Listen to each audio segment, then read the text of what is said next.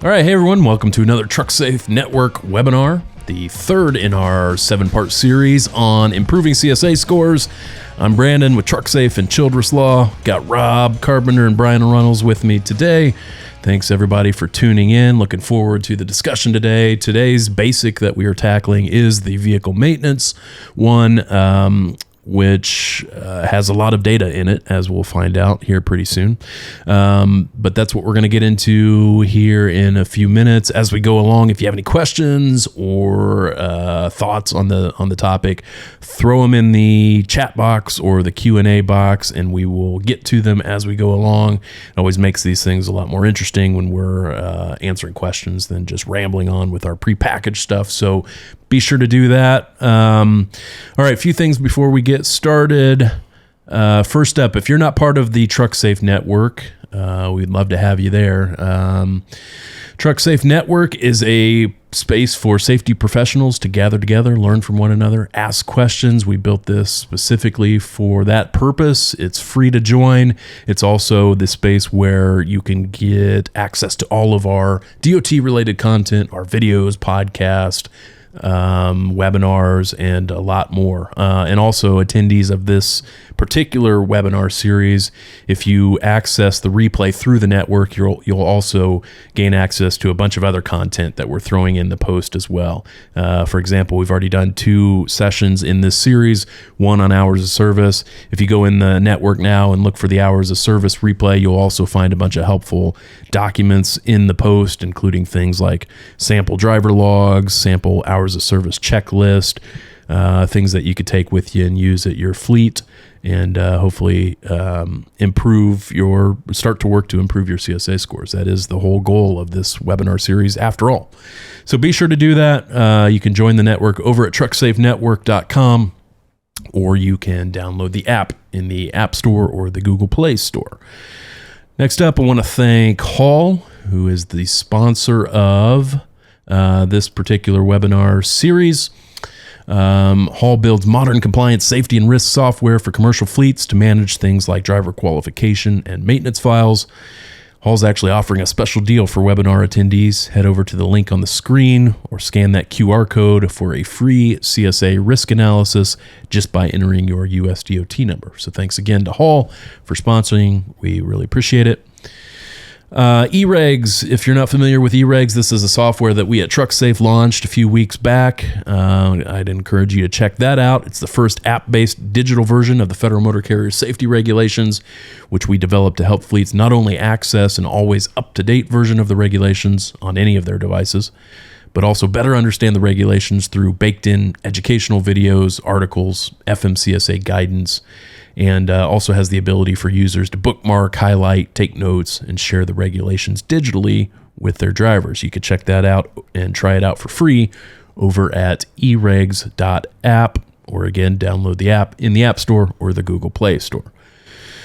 All right, so like I said, this is a 7-part series on improving CSA scores. We've tackled hours of service. We've also tackled the unsafe driving basic, and today's session is all about vehicle maintenance. Like I hinted at the start, vehicle maintenance, we know from FMCSA data or metrics, is the basic that has the most inspection data in it from roadside inspections. It has the most violation data in it. And so it is becoming problematic for many fleets in the country. Many fleets have higher than average vehicle maintenance scores that are pushing them into alert status, and then raising the likelihood for a DOT audit, and also increasing their exposure in other areas. So it's an important one that we tackle. So that's what we're going to do today. Here's kind of the agenda we have in store. Again, feel free to interrupt us with questions or thoughts of your own, and we'll take those as they come. But here's what we have in store. First up, like we've done in the other sessions in this series, we're going to start out by looking at FMCSA's enforcement data specific to the vehicle maintenance basic and see what are the top violations, vehicle maintenance related violations that are plaguing fleets and drivers across the country. And then we'll get down into the nitty gritty of the most common violations and what fleets can and should be doing to get control of those things. before they really balloon into problems for them. And then we'll finish up with some related issues like DOT audits and how the vehicle maintenance issues are viewed in that context. And then also an important discussion about driver vehicle inspection reports. Sound good, guys? Sounds good. Let's go it. Rob, you ready to roll? I am. If I'm off mute. Yeah, you're off mute. We're good to go. All right.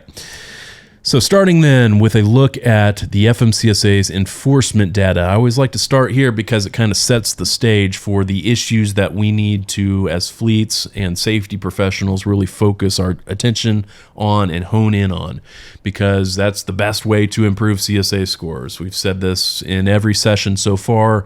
The biggest takeaway here for improving CSA scores, there's no magic bullet to it.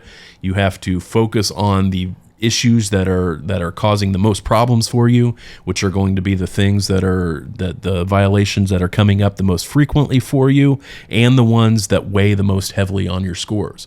So it makes sense to focus on those. Which ones are happening most frequently, which ones are weighing the most heavily on your scores, and then work your way down from there. If you get control of the big issues, the weighty issues first, that will go the furthest in starting to improve your score. So that's why I like to start here with a look at, generally speaking, across the entire industry, what are the vehicle maintenance issues that are tending to cause the most problems that are coming up the most frequently. And we could see here from FMCSA data 2024 year to date, here are the most common vehicle maintenance related violations discovered during roadside inspections year to date. Number one on the list, inoperable required lamps. So lights, required lights on the commercial motor vehicles or their trailers that are not working for one reason or the other. Most common violation, almost 76,000 of those violations found already 2024 year to date. And you could see that a percentage of those will result in the vehicle being placed out of service. I would have expected that out of service number to actually be a little bit higher than it is. But maybe it gets fixed on site and then it doesn't get marked up as an out of service violation, or maybe it's a lamp that doesn't cause an out of service. I think there's a little bit of misconception there too, is if you have an out of service and it is fixed there on site, even with the light, depending on how the officer writes it up, it could actually hit your out of service rate because they wrote it up that way, even if you just popped it out and put a new one in, or whatever it was. That's really how it's supposed to be written up. According to CVSA and the playbook that the officers are playing by, it's how the vehicle was discovered when the officer rolled up on it. And so if the light was out when they rolled up on it, it should be an out of service condition. Headlight, tail light, those types of things should be an out of service condition, even if it's fixed on the spot. The fixing on the spot is what lets your driver continue driving. The out of service condition has been corrected, but it was still an out of service condition when the officer wrote it up. And so that's how it should appear on the report, but sometimes it doesn't happen. Also on this list, number two, the second most common violation discovered, vehicle maintenance related violations, is operating a commercial vehicle without proof of a periodic inspection. These are the annual inspections that are required, and this is more of a paperwork violation, but it's a very common violation, obviously. Drivers not having proof with them, either in the form of the actual inspection report, or, as we'll talk about later, a sticker or a decal on the side of the truck indicating that that vehicle has a current annual DOT inspection. Very common violation. Then we get into the brake violations. Something we always talk about when we're talking about vehicle maintenance with fleets, it's the BLT violations, right? That's an easy way to remember it. We got the brakes, lights, and tires. Those are always going to be the most common vehicle maintenance related problems that we see, and that's what the data plays out here. You could see at the top of this list are the lights, the brakes, and the tires, and then also things like failing to secure the fire extinguisher. There are some things on this list that are very easy to fix that you really shouldn't be incurring in the first place, but they turn out to be very common. So you can kind of work your way down through that list. I'm not going to read the rest of it, but it's essentially brakes, lights, and tires, and then it's the inspection reports. Those are the far and away the most frequent vehicle maintenance related issues discovered in roadside inspections. So those are the ones, if you've got a high vehicle maintenance CSA score, I would wager to guess that you are being plagued by these types of violations primarily. And so these are the ones that you need to get control of. Moving on then to Before you jump off that, Brandon, the amazing number there to me is down there on the flat tires. When you look at the number of flat tires that are, it's an almost automatic for being an out of service. And since that carries so much weight and the out of service affects your out of service rate and just the number of points affiliated with the tire, that's got to be one of the main focuses. Yeah. That, no matter how many you have, if lights are 2-to-1, but if you compare out the points and the out of service rates, your tires are probably the one that really are taking the hit. And we were joking beforehand. The common excuse is, "Oh, that was not like that when I started driving." Yeah, that was perfectly full. It was perfectly fine when we left. Every single one of those 23,000 out of service, the driver told the inspector that it was not flat when I left. Just fine. There's a lot of issues with it though too, because I look at these two different ways. One, you have like driver focused issues. That's something that a driver should see in a pre-trip inspection. So you've got lamps, a fire extinguisher, paperwork violations, all the little nuance things. And then you've got these systemic issues where it really goes more to fleet. It's not something that you're going to find in a pre-trip. So an axle out of adjustment, for instance, you're not going to find that in a pre-trip inspection generally. You might find a leaf spring or something like that, something else that's indicative of it. But going to the tire piece, there's a lot of pieces with tires that keep drivers from checking it all the time. So sometimes they might use the thumper method, like whether it's a hammer or a bat or whatever. And I hate the thumper idea because it's so subjective. Like I'm going to be able to listen different than you're going to be able to listen. It's not going to be, hey, that's like trying to know the temperature of your steak by pressing on it. Yeah, that's what it always reminds me of. Yeah, exactly. Yeah. I hate this thing. And then that second piece, the second piece of that goes to the stem. So, you've got two tires in some cases, obviously not on the steer, but you got two tires. So if the stem if you don't have a long enough stem and you can't check it with an actual gauge, that's another issue. So there's other factors in play on them in a lot of cases. So yeah, for sure.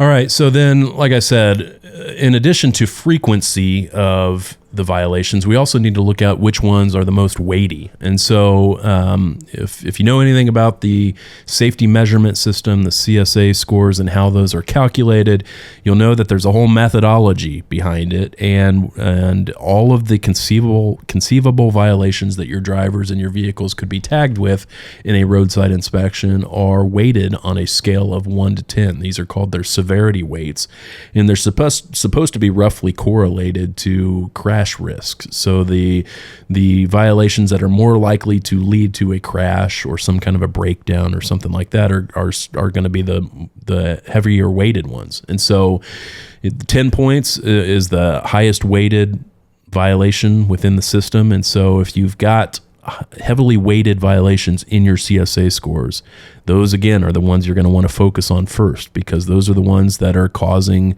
the biggest impact to your CSA score. So looking at the vehicle maintenance violations specifically, this obviously isn't all of them. There are literally hundreds of separate vehicle maintenance violations that your vehicle could be written up for, but here are some of the ones that we see pop up most frequently and what their weights are, just so you have an idea of which ones are likely to cause the biggest trouble. There aren't a whole lot of 10-pointers when it comes to the vehicle maintenance category.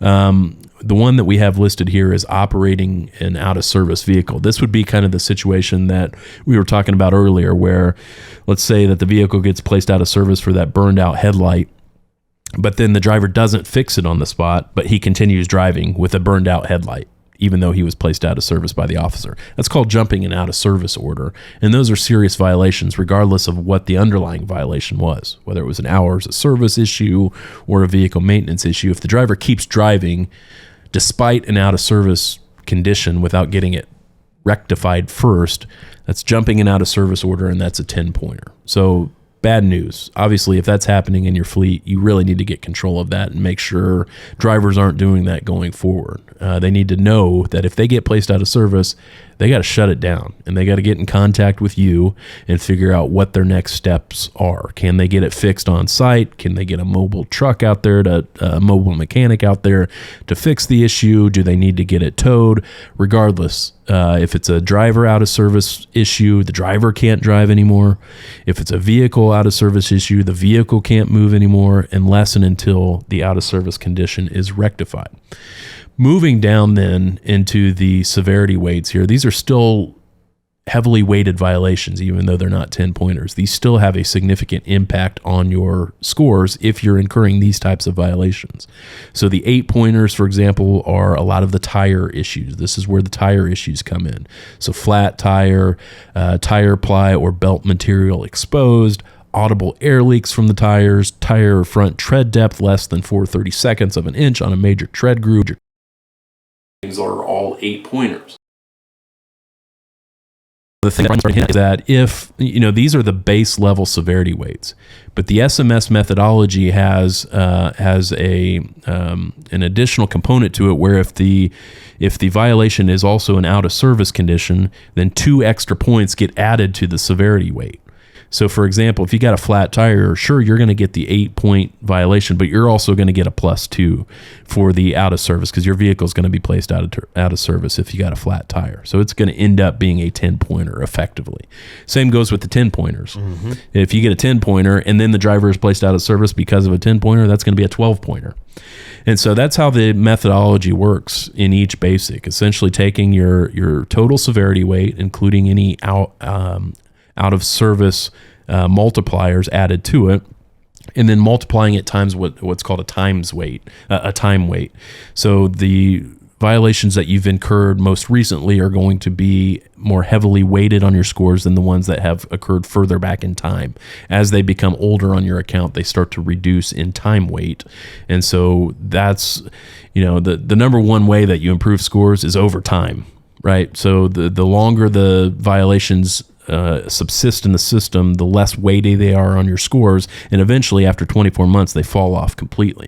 But you got to stop the stem of them coming in too. Yeah, you got to cut off the flow of them coming in right. to see your scores improve, because obviously if you're replacing an old one with a new one, your score is going to go up, not down. That's right. And so that's the tried and true method of improving scores, is working to cut off the flow of new violations coming in and working to get the old ones to fall off your score in the meantime. And that only happens a few ways, and that we'll get into that as we go into the specific violations. But it comes down to making sure you got the policies in place, the procedures in place to handle these violations, accountability, training, the tried and true things that nobody wants to hear that are the real answer to these things, but those are the solutions to these problems.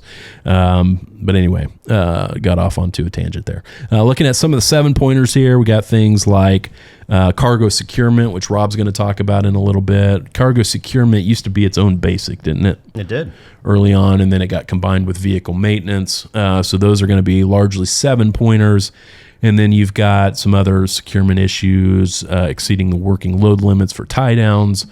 And then, so as you'll notice in your SMS account, if you log in and look at your violations, there are many ways to code what are essentially the same types of violations. So you may have it coded one way, in one inspection, but then the very same issue pops up in another inspection and a different officer codes it a different way.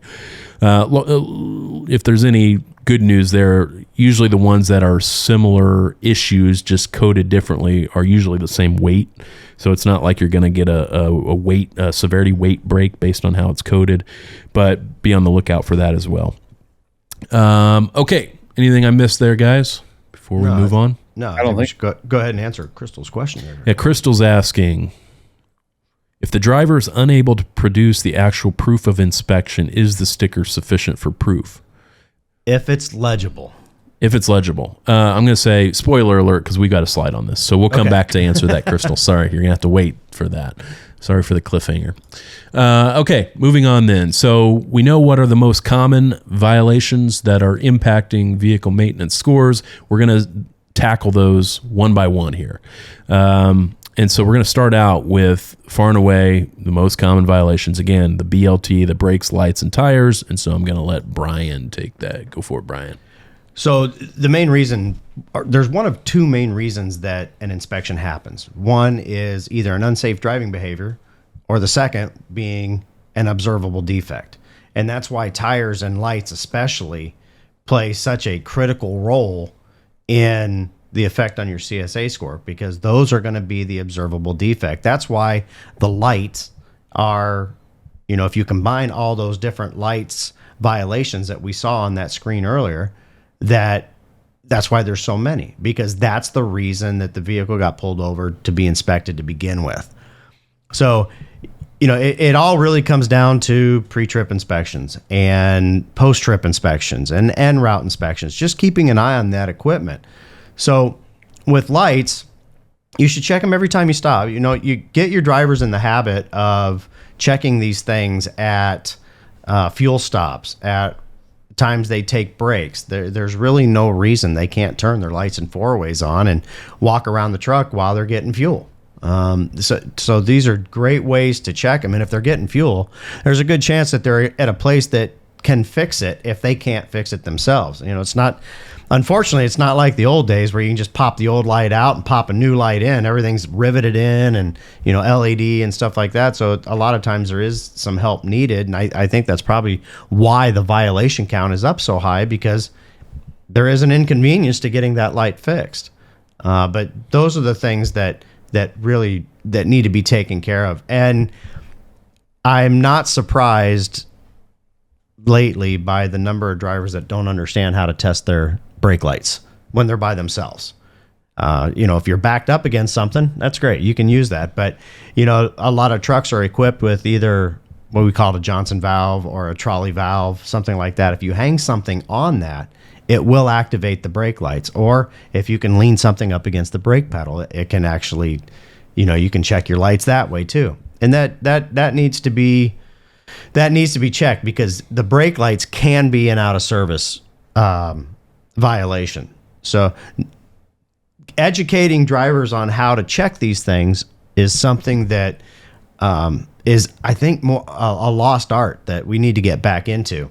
Tires, it's air pressure, air pressure, air pressure. If you've got if a driver has one that's going low, okay, there's an issue.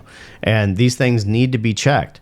I also understand that sometimes you're not going to get a good, clear reading if the tires are hot going down the road. Okay, I get that. And I know a lot of tires now are using the auto inflators. Make sure your drivers understand how to use that system. If they see the light on the front of the trailer, what does that mean? That means that an inflator system is working and it's doing something, and it really shouldn't be doing something. So those are the types of things with tire air pressure. And, I won't get off into my whole tangent about fuel economy and tire wear and all of that, but that is just an absolute huge thing that drivers need to be aware of. And, we used to give out tire gauges to all of our drivers, and whether they got used, I don't know, but it's definitely something to take a look at. When they're looking at the tires, you're looking for debris, nails, screws, anything that's in the tire tread, things between them, cuts, abrasions, any abnormality in the tire, bulges, the flat spots. There may only be one flat spot on the tire, but I guarantee you during an inspection, guess where they're going to check the tread depth? They're going to check the tread depth in that flat spot, and they're going to say it's less than 230 seconds on a drive or trailer, or below 430 seconds on a steer tire. So, and hey, while you're down there, check the wheels too.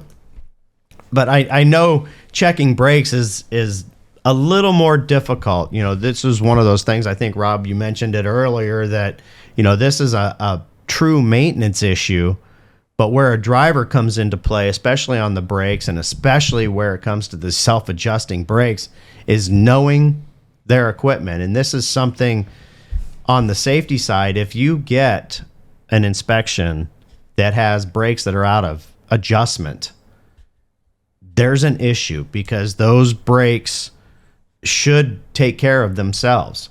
And if all you do at that out of service, if you get 20% of the brakes that are out of adjustment, they put you out of service, they send somebody out to put everything back in, there's a good chance, yes, your driver gets released, but there's going to be a good chance that 50 miles down the road, 100 miles down the road, those brakes are back out of adjustment again. And that needs to be taken very seriously to get that vehicle in. And, whether it's an S-cam issue or a slack adjuster issue or whatever the issue is on that, to get those parts replaced. And the driver comes into play is, okay, he had his truck in for service. Hey, did they adjust the brakes? If they did, because they were out of adjustment, then that shouldn't be happening. And the driver needs to be aware of that and make somebody else aware, hey, something's going on here. They don't need to know how to do it. And in fact, they can't do it. Only qualified individuals can adjust self-adjusting brakes. There is no certification for adjusting brakes, but you do have to be qualified by way of either experience or education when it comes to adjusting brakes. I've been certified by I went to a class in a school to learn how to do it, to get qualified. And same thing with annual inspections. It's the same scenario. You have to be qualified. A little shameless plug here. Yep. So an article we wrote last week, we have a detailed article, because this comes up quite frequently, about what are the minimum qualifications for inspectors doing DOT annual inspections and also for brake inspections. And there's a lot of controversy on that topic and what qualifies and what doesn't qualify. And the regulations don't do us too much of a favor. They list out what qualifies and what doesn't, but it does leave it open to interpretation somewhat. But if you're interested in that article, check it out on our website, trucksafe.com, and see what we had to say about it there. And also, if you're interested in getting those types of articles delivered right to you, the network is a great place to do that, or subscribe to our newsletter. So again, shameless plug. Sorry, Brian. That's all right. They ruined my role. I don't even know where I was. So that when drivers are looking at their brakes during a pre-trip, this is something too, as either safety professionals or some sort of educator within your organization, knowing how to do a proper pre-trip and knowing the right things to ask when you're working with a new driver, maybe through orientation, and you have them do a pre-trip and orientation. One of the things to look at is their pattern. Does it look organized? Or is it here, there, and everywhere? That's probably a pretty good indicator that the pre-trip is going to be lackluster from that driver going forward. But if it seems well organized, they know what they're looking at, they have a pattern to it, then that driver probably does a decent job at it. So, but looking up underneath the truck, hoses, you can see the linings, how deep they are. Do they have enough brake lining? Leaking wheel seals. Boy, we see that a lot. You have a truck that's pulled over and there's grease or oil just pouring out of between the brake pads and the brake shoes. That brake is pretty much non-effective at that point. And then, remember, 20%, the rule of 20%. If 20% of the brakes are out of adjustment, the vehicle is out of service. So that's really only 2. Okay, you've got 10 sets of brakes on there. That's 2 of them. If 2 of them are out, stuck. Yeah. Anything to add on brakes, lights, and tires, Rob? One thing that we will get to later in this presentation is, okay, let's say your driver finds something in their inspection, their pre-trip inspection, or whenever, some maintenance-related defect. What do they do with that? And that's where the DVIR process comes into play. And so we're going to hit on that here at the end of the presentation. Anything else to add, Rob? No, the only thing I will add, a lot of people don't realize that these, when enforcement is sitting wherever they happen to be sitting, there's things that scream to them like, hey, pull me over. And these brakes, tires, lights, not so much brakes, but tires, lights, pigtail dragging, airline dragging on the catwalk, all those things are things that enforcement looks at and says, hey, if they don't care about X, then odds are they don't care about Y either. So let's spend our time wisely on this truck and take a look. So I think that's one big piece of it. Cosmetics do go a long way in the violations that are visible all the time. What were you guys talking about on our last show about the trash indicator or something like that? that on the old trucks, they had a window down in the passenger side door. Trash was in the... Yeah, that was the trash indicator window. If that trash indicator was full, that window was blocked, that was a perfect way to get pulled over for an inspection. I think another thing is the wheel seal piece that you touched on at the end. You know, this week we've done 2 videos on wheel offs, and that's a huge problem that leads to wheel offs.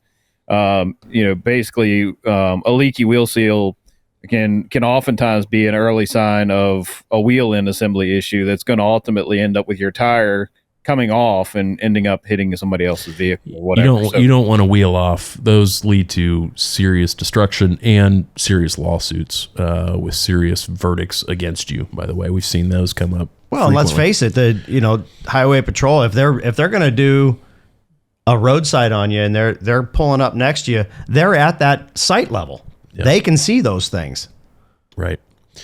All right, moving on to another very common maintenance-related violation that we hit on earlier, which is the missing inspection reports, and to Crystal's earlier question about proof of inspection. So let's get into it. So what exactly is going on here with these particular violations? Well, hopefully you know that as a regulated carrier operating regulated commercial motor vehicles on public highways, those vehicles have to be inspected at least annually. By, as we were saying, somebody who is qualified to conduct DOT annual inspections. Now, you may be, this is later in the slide here, the state inspections. You may be domiciled in a state that has a mandatory commercial vehicle inspection program, and so maybe you get your inspections done through that state program. In fact, you're supposed to get your inspections done through those state programs if you have vehicles domiciled in those states. But if you don't, then either you, the motor carrier, or if you've got your own qualified folks to do those for you, or a commercial garage that you hire to do these for you, has to be conducting these inspections on your vehicles at least annually. In the regulations, Part 396, there's an appendix to that, Appendix A, that sets forth every component of the commercial motor vehicle and the trailers that has to be inspected in these annual inspections. And that all has to be detailed in a written report and checked off by the qualified individual as passing that inspection. And if it doesn't pass the inspection, then it can't be operated until the issues are fixed. And that's how it goes from year to year. You can see here on the slide that the regulations, even though they require these annually, you as the motor carrier have to keep these records for 14 months. So you really need to have in your records as the motor carrier the current inspection report and then the last one. That's your record keeping obligation, and that comes up in audits pretty frequently, which we'll get to later. But that is the process. Annual inspections on all your equipment, commercial equipment, trucks and trailers as well. Now, in terms of what has to be on the vehicle to document or prove that these inspections have been done, this is where the violations are coming up that we're seeing affect your vehicle maintenance CSA scores. These are the things that are being discovered by law enforcement and roadside inspections. The regulations give you a couple of options to be able to prove roadside that your vehicle has been inspected at least annually. Number one, you could certainly keep a copy of the inspection report on the truck or the trailer. That's certainly your prerogative if you want to do that. That would suffice under the regulations. But the other option, and the one that's more common in my experience, is for the regulations allow you to have a sticker or a decal on the truck or the trailer listing certain key data points that show that vehicle's inspection is up to date. Namely, that sticker or the decal has to have the date, the name and address of the motor carrier, the vehicle info, like the VIN number, for example, and then a certification from the qualified individual that the vehicle has passed the inspection. And that sticker or decal has to be up to date. If it's expired, then you're going to get written up for that violation that we showed at the start. Or if, as Brian mentioned, it's not legible, then you're going to get written up for that violation that we talked about. So make this a part of your pre-trip inspections for your drivers, making sure that if they've got the report as part of their packet of materials they've got in the truck with them, make that something that they're checking to make sure they've got that for, again, the truck and the trailer if they've got a trailer. But if it's stickers or decals or whatever, make that a required component of your pre-trip inspection, that they go around, take a look at that, and make sure, number one, that it's up to date, and number two, that it's legible and all the information is there. And that's how you get control of this violation. This is an easy thing to correct. You shouldn't be incurring these violations. Very easy to address. Just making sure that you're looking at your stickers or your reports and making sure you've got them in the truck or on the truck. The other thing to consider, I guess another way, an alternative way of having this documentation available in lieu of the report. If you don't have a sticker and you want to have a copy of the report to satisfy the regulation also allows you to keep these things digitally. So this is something we talked about on our show about emerging in-cab technology for trucks that some fleets are starting to do, is have on the driver's device, whether it's a cell phone or tablet or whatever, key documents that they're going to need if they get stopped for a roadside inspection, whether it be copies of their med cards or their insurance or their permits, but also things like the annual inspection. We have a lot of fleets, for example, that have installed QR codes in all of their trucks, and those QR codes can then be easily scanned by the driver with their device during a roadside inspection, and then it just populates all the documents they need right on their phone. And that should satisfy law enforcement. And if it doesn't, then we're going to file it at a queue and tell them that law enforcement got it wrong, because the regulations specifically allow you to keep electronically any documents that the regulations mandate that your drivers have available. So that's certainly an acceptable alternative. Let's see here. Natalie's... real quick before you carry on with that, keeping a paper copy, especially on trailers, keeping a paper copy in the registration box or something like that, if that's what you're doing, you want to make sure that if you're doing like 90-day inspections on your trailers or something like that, to keep tabs on that, because they get wet.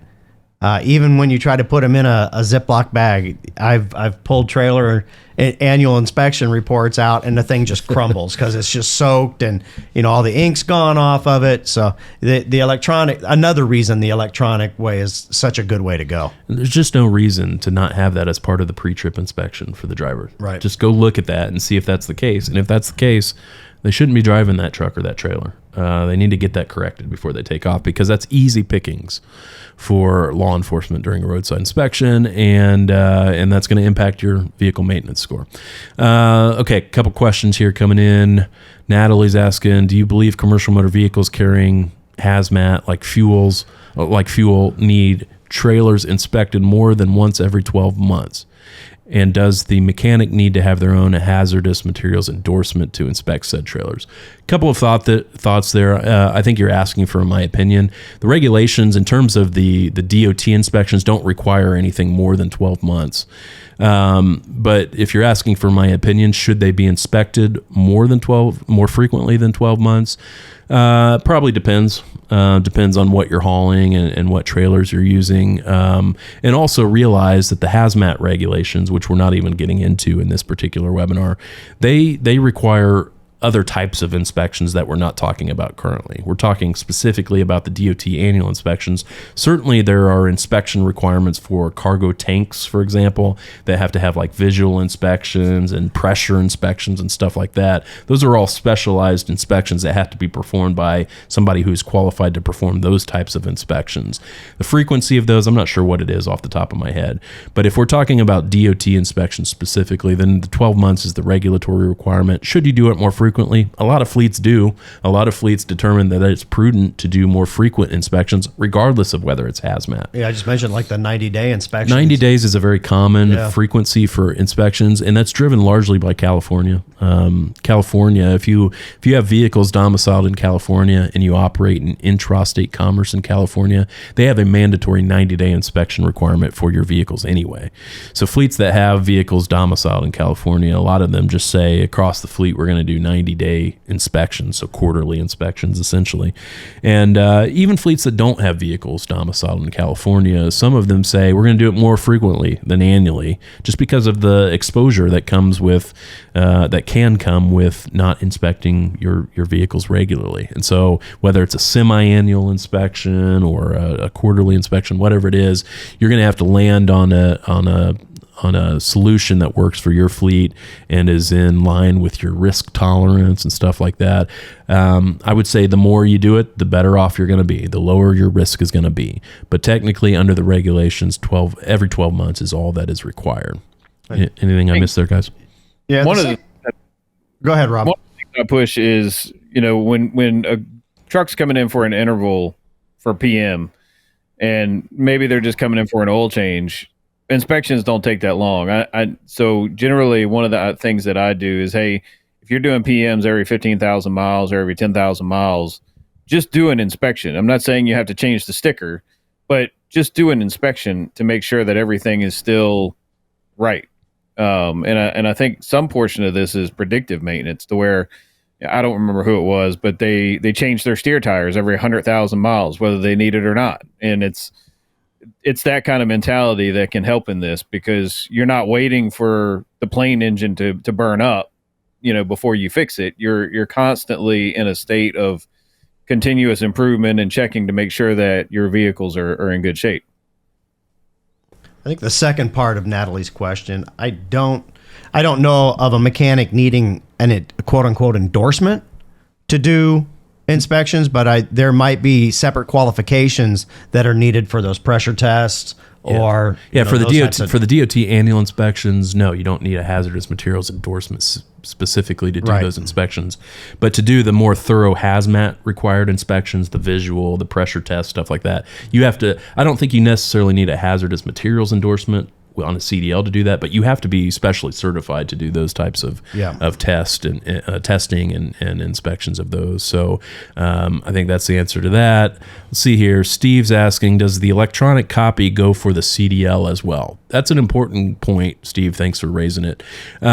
Everything we're talking about so far, including my discussion of the electronic documents, is specific to the federal rules. So anything that the federal rules require, you could satisfy through electronic record keeping, with one possible caveat to that, which are drug and alcohol testing documents, which we've been pushing for FMCSA to allow for electronic record keeping for drug and alcohol testing documents.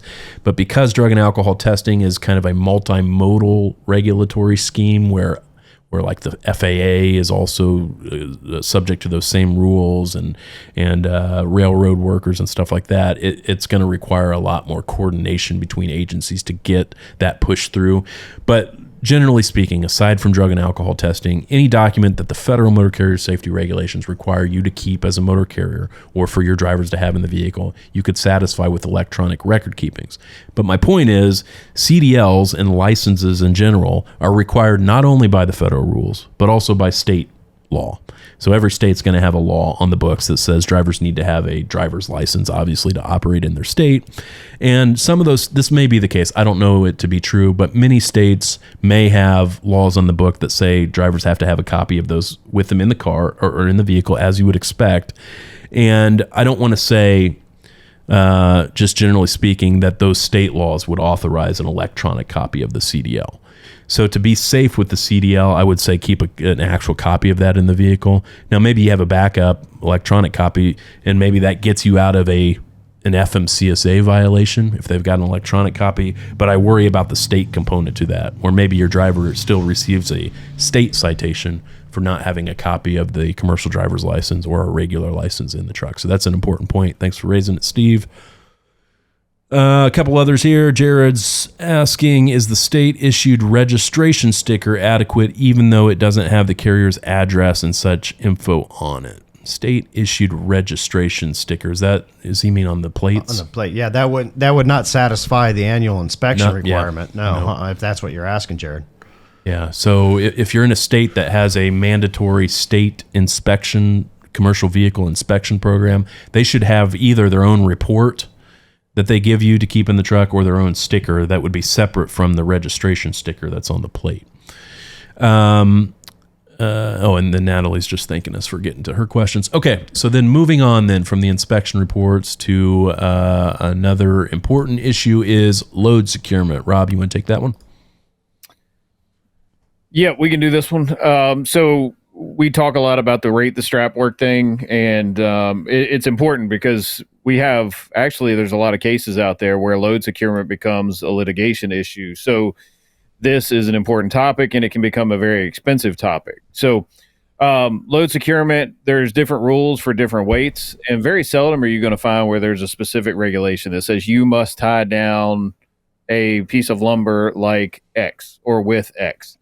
But in cases like steel coils, there are specific regulations on how to secure that coil. So not everything has specific requirements that are actually listed in the cargo standard, but some do. So coils, again, is a big one. But how you initially, kind of the basic of securement, since we don't have 3 days to go over this topic, it's important to consider the rules from a perspective of 10,000 pounds. So anything over 10,000 pounds, you're generally going to need 4 points of securement that are going to equal 50% of the working load limit. So what working load limit is let's just explain this as dumb as possible. Say you have a cat truck that weighs 50,000 pounds. The 4 securement points that you have to at least equal half of that total weight. So if it's 40,000, you need working load limit on each of your securement pieces that's going to equal 20,000. So how you get to that point is going to differ, and we'll get into that in a second. Now, under 10,000 pounds is going to, again, depend on what it is, but generally you're going to focus on front and back securement and keeping it from movement, whether it's lateral or whatever. So that's the big piece. Now, one of the other pieces with the 4 points of securement on over 10,000 pounds, if you have a loader, obviously you're going to need 4 points of securement, but you may need a 5th. So if that machine doesn't have a locking mechanism on it to keep that articulated dump or whatever you've got on there, thumb attachment or whatever, you have to secure that with its own attachment as well. So you may need 5 points of securement. So it's going to differ depending on what you haul. But one of the things that I try to get people to focus on, and I think generally most, especially flatbed drivers that do flatbed full time, know that when you get to a location to pick up whatever it is you're picking up, the first thing you're going to do is you should know what it's going to be, but you should check it out, inspect it, and then figure out from there, what do I need? Do I need straps, binders, chains, webbing, tarp, whatever? That's ultimately going to be your decision to figure out. But you have to keep those things. Another one's aluminum grates. If you haul, let's say hardscape or cinder block, brick, etc. So there's not a standard necessarily for that. You have to inspect your load and determine what you need to secure it with, and how much of that securement you're going to need, because ultimately it's your decision to make sure that the load is safe, to determine that it's safe, and then it's your decision to actually put it on the highway or not. So you're that last stop effort to say, hey, this can't go any further. All right, so we kind of touched on matching equipment to load, straps, chains, binders, webbing, tarp. Not so much for the webbing and the tarp, but there's definitely working load limits for chains, binders, and straps. So generally, the industry standard that most people are going to use is grade 70. Generally, that's going to come in different sizes. But let's say you have 3/8 inch grade 70 chain, we're going to have a working load limit of, I don't know, 6,600 pounds, I think. And it can go up from there depending on the thickness of chain, and you can go up in gauge, or in grade. So if you're hauling that Caterpillar loader that weighs, who knows, 50,000 pounds, to get to working load limit, you may need a grade 120. So 70 may not work for that. It's just going to depend on what ultimately the weight of the equipment is. So grades and materials of each type will matter, both in chain, strap, and binder. Keep in mind that your chain may not be your weakest point. You may have a binder that's only graded for 5,600 pounds instead of 10,000 pounds. So your weakest point is going to be the binder, not the chain. Using blocking, bracing, and dunnage is important, especially if it's something that rolls. So again, it goes back to checking your load, inspecting it, determining what you're going to need to ultimately secure it for moving in transit. One of those pieces is important, especially with cylindrical loads. When you look at these things, and they're all different weights, shapes, sizes, you're going to want to make sure that you have dunnage on these cylindrical loads, because when those straps come off, if you have even a 4,000 pound heater treater in the oil fields, you unstrap that heater treater, and if you don't have dunnage on each side of it to keep it from rolling, it's going to roll on top of you and you're going to have a problem. So make sure that you're securing it not just for transport, but keep in mind you're going to have to take those straps off as well. So it's important to understand when you inspect it what you need and for transport, and ultimately what's going to keep it secure for you to unload it. All right. I think that was it, isn't it, Brandon? Looks like it. Hey, you're checking engine lights on back there. Do you know that? It is. It's bright. My daughter bought me that actually on Temu. She's become a Temu addict. Nice. The only thing I'll add is one of the things that I pointed on earlier was it's difficult to perform inspections on systemic parts, whether it's brakes or things that maybe you have a brake shield that's preventing, its design is great. Like, it's designed to keep debris out of that brake system. But at the end of the day, you can't see what's behind it. So it's difficult to check your brakes. But if you have never heard of them, Brake Tech Tools sells these. And it's the same exact things that CVSA people use. DOT uses them. And there's all different kinds of these on their site. They can get kind of like the whole set, but they're really good for things that you can't always get to or you can't see during a regular pre-trip. One of those for my piece is a chain gauge. So once your chain gets worn, obviously you can't use worn chains, worn straps, etc. So this gauge will tell you that, hey, once a 3/8 gauge can fit in here, it's done. You're going to be out of service if you get pulled over. So it goes back to that maintenance out of service percentage. These securement devices can put you out of service and it can affect your score. So, again, make sure you're checking everything. Not always are you going to have that consideration element to say, hey, well, it's a systemic violation. He couldn't see it. I mean, they don't really care. You're driving the truck, so you have to make sure it's safe to operate. Yeah. Brian, anything else to add on securement? No, I'm good. All right, so we're all going to tackle this last one because Jared was supposed to do this, but he had something come up, so he couldn't join us today. He sends his apologies.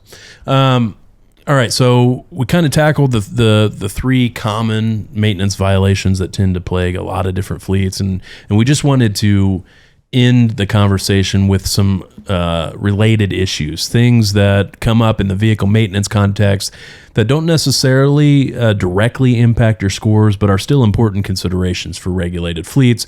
First of which is how vehicle maintenance is handled in a DOT audit. God forbid you ever get selected for a DOT audit. For those that haven't been through one, here's how FMCSA handles the maintenance portion of their audits. First of all, if you get selected for an audit, what the very first thing the investigator is going to do is they're going to look at your vehicle out of service rate.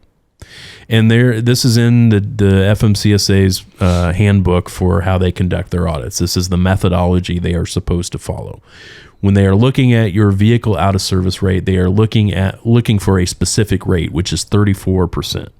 If your vehicle out of service rate is below 34%, then they will spend less time looking at the maintenance factor, digging into it when they come in to do your audit. They will focus their time elsewhere. Not to say that they won't look at it at all, just that they will focus their attention elsewhere. But if your vehicle out of service rate is 34% or higher, you will automatically fail the vehicle maintenance basic, or the category that they are looking at when they are doing the audit, which could lead to a downgraded safety rating. So it's just a bright line rule when it comes to vehicle maintenance at 34%. If you have an out of service rate higher than that, at that or higher than that, then you're going to fail that portion of the audit. And again, that could have significant ramifications in the context of that audit. Now, if it's below 34% and they're focusing less on it, what will they be looking at if they are going to look at it? Here are the primary things they're going to be looking at. It's a lot of the stuff we've already talked about. Number one is they're going to be looking at your annual inspections. Are you doing those on time? Do you have them for all of the vehicles that they may select as part of their record selection? And if you can provide them up-to-date annual inspections for all of the equipment that you have, in 80% of the cases, that will be the end of the maintenance audit, in my experience at least. It will end right there. Some of the more aggressive investigators will take it the next step. What is the next step? The next step is usually looking at, number one, preventative maintenance, and then number two, your DVIRs. When it comes to preventative maintenance, the regulations require you to have a preventative maintenance program, a way to keep track of the preventative maintenance that you have scheduled and that you have performed. So when they're looking at your preventative maintenance, they want to see, number one, that you have a schedule. When are we going to conduct certain types of preventative maintenance? When are we going to do our oil changes? At what threshold? At what mileage? At what time? That type of stuff. They want to see you have a schedule, and they want to see evidence that you are sticking to that schedule. So they're going to request a vehicle maintenance file maybe, and they expect to see in there the schedule, and then they expect to see receipts and repair orders and stuff to prove that you are doing what you say you're going to do in your preventative maintenance schedule. When it comes to DVIRs, this is where we most often see things go off the rails in a maintenance-related audit. And it's carriers just either not understanding how this process is supposed to work or just not being diligent and sticking to it. And again, it's the DVIR process, driver vehicle inspection reports. This is one of the few what they call critical level violations that they could find in an audit, which has the potential of causing you to fail this portion of the audit. This and annual inspections are the two major ones that can cause you to fail the maintenance related portion of the audit if the DOT is digging in. DVIR. So these are inspection reports that your drivers fill out on days when they have been made aware that there is a defect with the vehicle, again, either truck or trailer, that they are operating that is likely to affect the safety of its operation. You'll probably remember, I don't know, it's probably been 10 years ago at this point, maybe 7, I don't know. It used to be the case that drivers had to fill out these DVIRs every single day, regardless of whether they were made aware of a defect or whether they discovered a defect. So what you would have is just tons of paperwork from drivers just giving you blank DVIRs saying no defect discovered. Well, DOT changed that again 7 to 10 years ago and said, okay, to minimize the paperwork burden, now as a regulated carrier, the only days you're required to have a DVIR are on days where your driver has either discovered a defect or been made aware of a defect. And that's an important phrase, been made aware of, because that's where we find it causes the most trouble for fleets. It's not just if the driver himself finds a defect that would warrant a DVIR. It's if somebody else shows him that there is a defect, most commonly in a roadside inspection. So this is a practical tip that every fleet should be doing because it can save you a lot of headache if you ever get audited. You should be keeping close track of your vehicle maintenance roadside inspection data.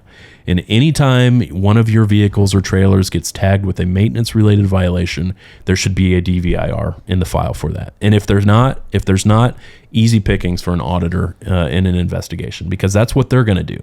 They know that they can't write up a violation unless they know that there was a maintenance problem on a particular day and there should have been a DVIR, but there wasn't. How do they know that there should have been a DVIR?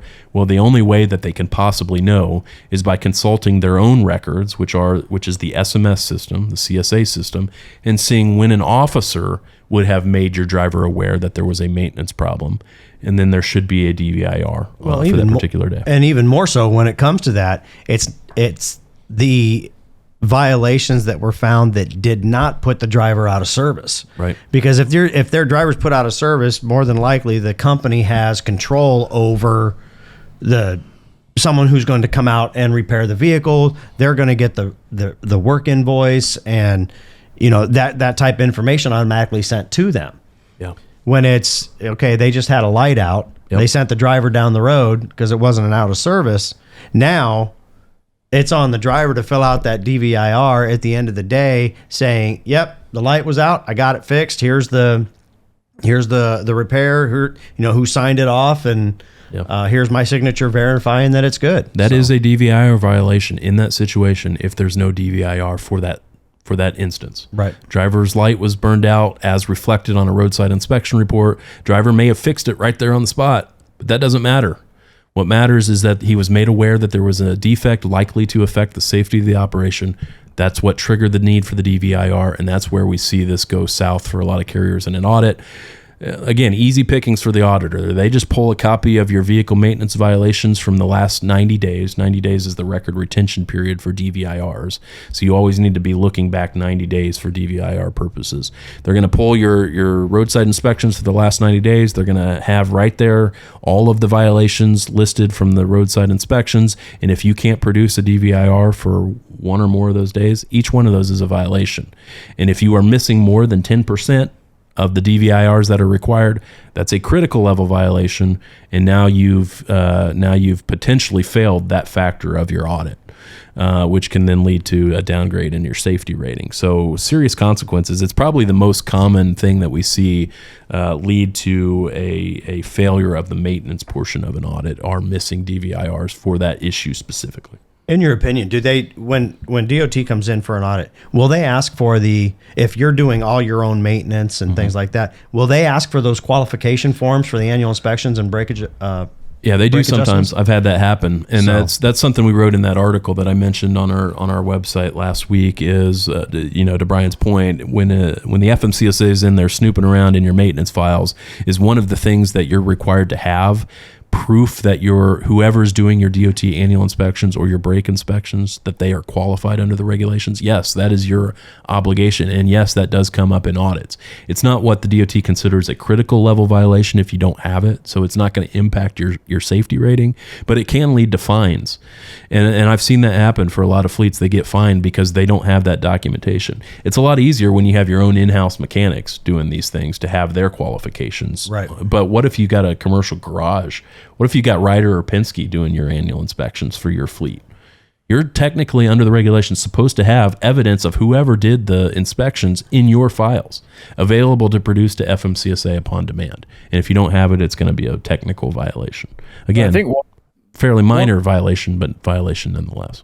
One of the things that I find with this that kind of strikes me as being funny is a lot of carriers will say, well, that's the driver's responsibility or that's the maintenance people's responsibility. But I think where they fail is they're failing to recognize that this is a process. So the process should be that DVR is a communication method that communicates, hey, I have a defect on the vehicle that I see every day and you need to fix it. So that communication should exist between that frontline driver who sees the vehicle every day and that maintenance guy who might not. So it's important to look at that communication piece and to consider like DVIRs are there for that purpose. So,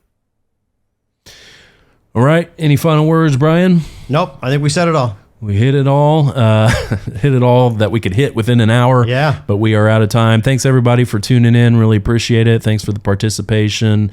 Again, be sure to join the Trucksafe Network. We're going to post the replay there. We are also going to post other helpful content, including some maintenance-related records that may be useful to you in your fleet. So be sure to check that out. We'll also send out an email to everybody who registered for the webinar with instructions for doing so. But anyway, thanks for tuning in. Stay tuned for announcements about future sessions in this free webinar series, and we will see you then. See ya.